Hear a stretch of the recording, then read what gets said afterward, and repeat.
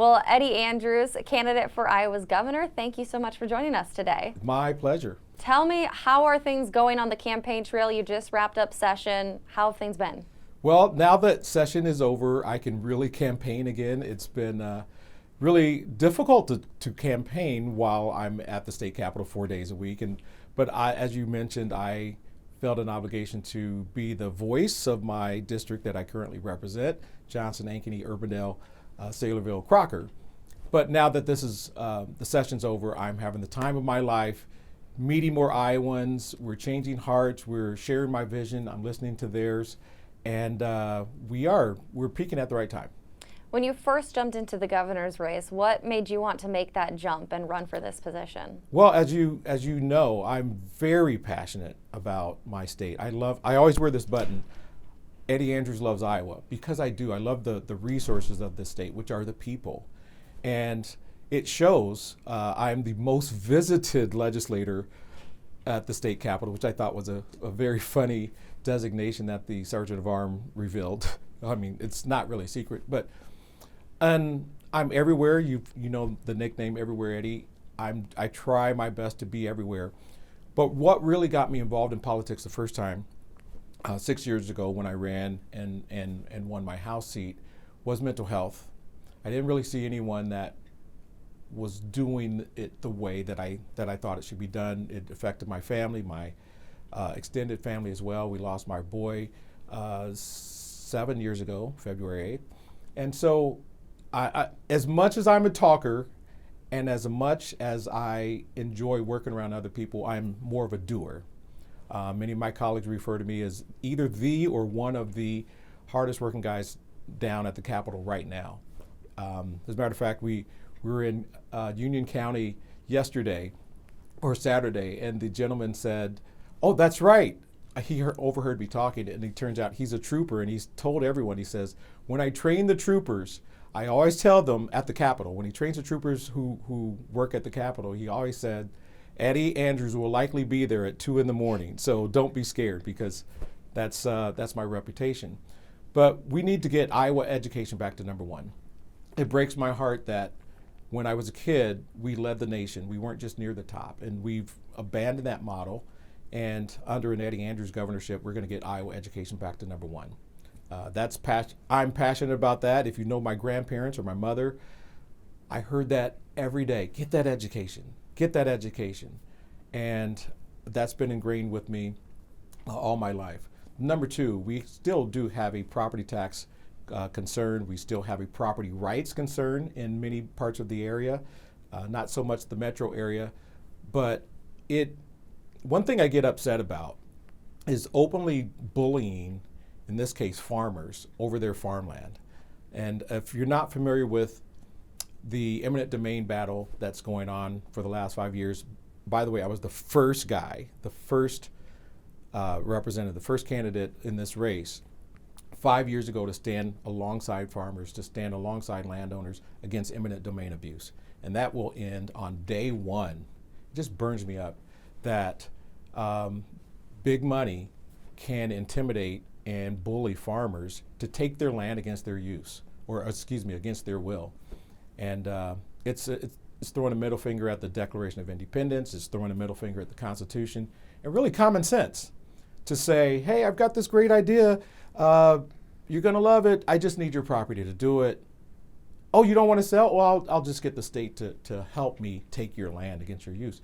Absolutely, the founding fathers would be rolling over in their grave. And that's going to stop on day one. Let's get into a few of those priorities. So we can start with eminent domain. Yes. Would you take executive action? You said day one. What does that look like, the action you would take? Would that be executive action? How would you address that? So you know that the first week of session is fluff. The legislative session is fluff. And by the way, I did track the Constitution. I don't, if I'm elected in November, I won't be able to call a special session. So on day one, literally the fluff day, where grandma's in the stands and everyone's singing Kumbaya and we're going to have a great session and all that stuff. This is going to be a working day, and we're going to have a subcommittee that day, we're going to have a committee that day, and we're going to have a bill signing that single day. to make sure that eminent domain for private gain is disallowed in state, period.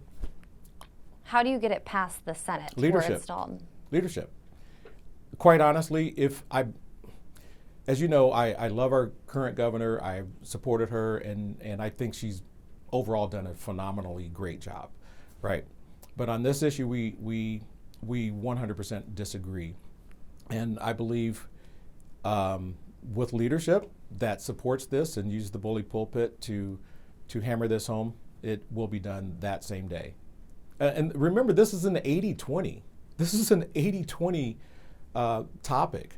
Iowans support banning the use of eminent domain for private gain all across the board. That's Republicans, that's Democrats, that's Libertarians, that's Independents, that's everyone, except a few people in leadership. And so there's something that can be done on day one. I want to talk about education. You said you Yes. want to make Iowa #1 Yes. again.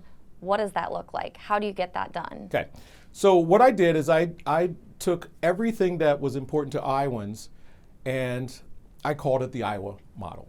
Everything that Iowa did to get Iowa education, or excuse me, everything that Iowa did when Iowa led the nation in education, right? And I summarized that and I called that the Iowa model, whether that's phonics, whether that's discipline, whether that's high expectation, all of those things. And we abandoned that in the 90s. We took on the No Child Left Behind. We took on the Every Student Succeeds Act. We took on Common Core. And we abandoned the Iowa model. And our scores went from 1, 2, or 3 every year to 21, 2, and 3 every year. And what I would do is effectively just restore the Iowa model. And here's why I know it would work. Because we have a living example. I gave the example of Iowa being number 1, 2, or 3 every single year. Well, there's another state, Mississippi, that used to be on the opposite of that, 49th and 50th every year. They would fight for who's 49th and not 50th. Well, they adopted the Iowa model 6 years ago and went from 49th to 9th in 6 years. And we will do the same, except we will get there faster because we have a history and an expectation here in Iowa to restore that. Does that look like allocating more funding towards school? I know state supplemental aid, that's a big thing every year. I'm glad you mentioned that because here's the thing. We spend roughly $19,000 a year per student. And I've heard other people say 24 and 20, but the basic number is $19,000 per student. Well, here's the thing. Here's what we do know. The allocation of money has gone from teachers in classrooms to non-teachers and administrators. Did you know that we now have more non-teachers than teachers in Iowa public schools? Like, that's an astonishing number. That changed over.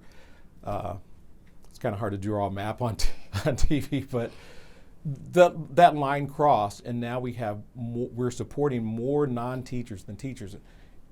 And any organization, any group that does that eventually loses the focus. The focus should be returned back to the classroom, back to the teachers, and less so on the non-teachers, right? We have many organizations or many school districts who have people that they don't even know what they do.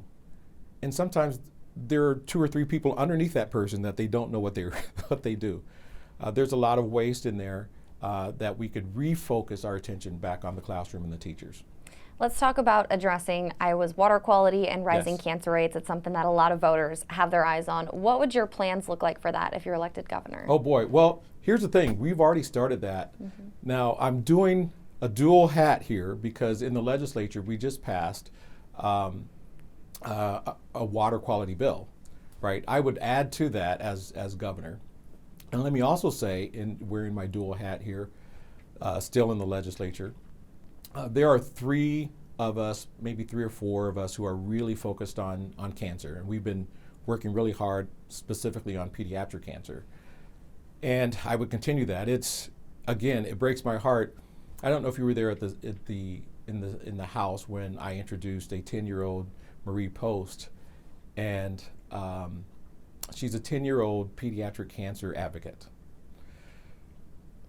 And while that's great that she's doing this and we applaud her, at the same time we think, why are we letting it get to this point?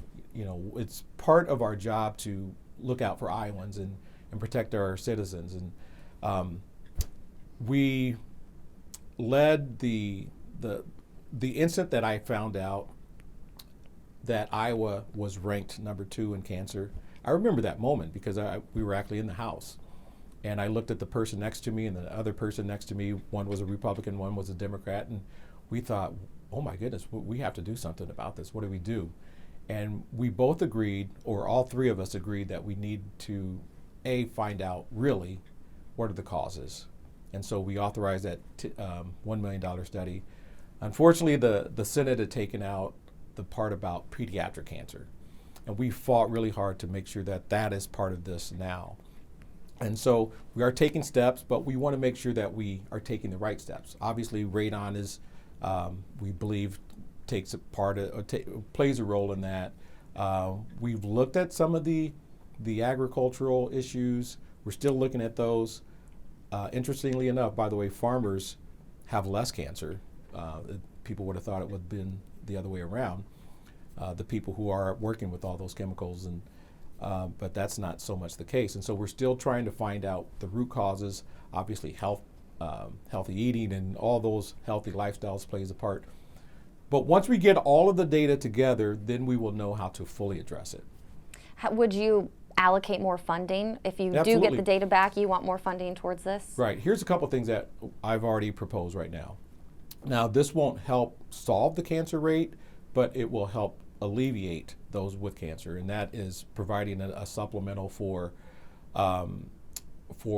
pre-screening and early testing, so that if you find it, you can detect it earlier and have a better chance of success. We also looked at radon kits and providing incentives to, if you can afford it, this would be means tested, so we're not trying to give this away to those who can't afford it, but if you can't afford it, let's look at putting radon equipment in every facility, every apartment, to make sure that we can check for cancer causing issues. And we looked at other things. We looked at even tanning beds and so on and so forth. But we're looking at all of those things that can really make our lives better. And you are in a crowded Republican primary. We are just a few weeks away. What sets you apart from the other candidates in your primary? Well, I don't think you have enough time in your segment, but I will just start with a few. First of all, I'm the promises made, promises kept candidate. Like, it's no offense to anyone else, but there's value in experience. And if you look at somebody who's actually said something and actually done something, there's no comparison that I take the cake on that one. And quite honestly, I mean, if you think about it, promises made that's the definition of a campaign. But there's only one with major receipts, and that's myself. I just mentioned mental health. Just on that subject alone, and you know how hard it is sometimes to pass one bill or two bills. Sometimes it takes a year or 2 or 3. But just on mental health, the reason we've gone from 49th, I believe, to up 15 or 16 steps in 6 years is because we focus on that and passed 27 bills just on that issue. And we're moving in the right direction. We're not good yet, but we're getting there. Besides being the grassroots promises made, promises kept candidate, I'm the only, remember this is a Republican primary. I am the only Republican who's won in a bluish district, not once, not twice, but 3 times. In part because they understand that even though I'm a Republican, they know I have their interests at heart. Obviously, we're going to have our non-negotiables, but everything else is on the table. And people see the authenticity. I don't really care so much about party as issues and results and defending Iowans' rights. And they see that. And that alone sets me apart from my other co-challengers, because if you think about this, it's not June 2nd that's important, which, yes, please vote for Eddie Andrews on June 2nd, but it's really November, and who's going to represent Iowa in November. And of the people in the race, I have the best chance. Let me just say it this way. Eddie Andrews has added more Republicans than any other Republican district in the entire state of Iowa over the last 6 years. That should start people's head turning. And that sets me apart from any of the other candidates. And then just the vision that I have. It's clear that I love the state. I didn't just create a business plan when it was time to run for governor. Like, I've been in the fight long before it was popular, long before the things we were fighting for were cool. Medical freedom. There are a lot of people who are MAHA now. We don't know where they were the last 5 years, but Eddie Andrews was there in the fight. We have a lot of people who are eminent domain protectors now, but we don't know where they've been the last 5 years, but we know where I've been. And so I think if you want somebody who's been in the foxhole, not somebody who says they are going to be in the foxhole with you, but someone who's actually been there, done that, there's no comparison. And I look forward to serving all Iowans come November. Awesome. Anything else you want to add as we wrap up the interview? Well, if you want to find out more information on me, eddieandrews.com. You can look at all the socials, Eddie for Iowa on Facebook, Eddie Andrews on X, Eddie Andrews Rocks. Yes, that is true on Instagram. Yeah, long story behind that one. And all the other socials, look forward to connecting with you. Thank you. Awesome. Well, Eddie Andrews, thanks for joining us. Really appreciate your time. My pleasure.